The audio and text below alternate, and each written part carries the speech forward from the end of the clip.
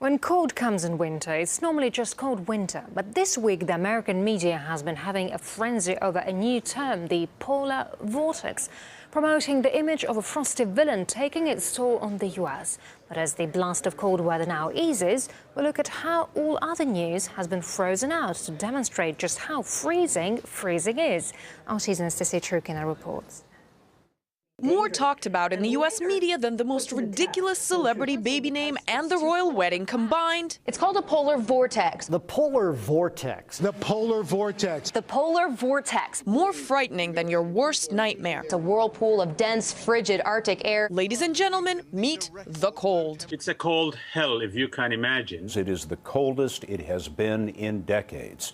Every 30 seconds I have, oh, it's really cold out. This, the most important mainstream news story for days on end. We have a team of correspondents covering this Arctic blast. It's really obvious that it's cold, but just to keep your journalistic integrity, you want a first-hand account of how cold it is. And if a mailman is all bundled up saying, yeah, it's cold, then you know it's actually cold. Here's a hamburger and a steak. Even though there's really only that much to eventually talk about. How's your skin doing? Since weather is weather, no matter how hard you try to keep viewer attention. Look at this. This is a Lou Malnati's deep dish Chicago pizza. Hard as a rock. You could use this as a weapon if you wanted to. Okay, temperatures dropping to sub-zero extremes is a rare occurrence in certain parts of the U.S., but amping it up like there's no tomorrow might be a tad over-exaggerated. Are you cold?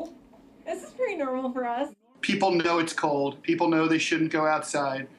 You don't need to go on and on and on and on. And meanwhile, there's really, really important news that's not getting covered. Then again, weather coverage doesn't require bringing up the truly unpleasant. You don't have to worry about the confusing stuff, the stuff with nuance, like the Syrian civil war, like the pros and cons of genetically modified food. You just walk outside and go, my nipples are hard. As a result, other countries are rolling their eyes at us because we're complaining that it's cold, but they're also rolling their eyes at us about everything else. It looks like the U.S. mainstream media are taking their tips from an old piece of advice. If you don't know what to say, just talk about the weather.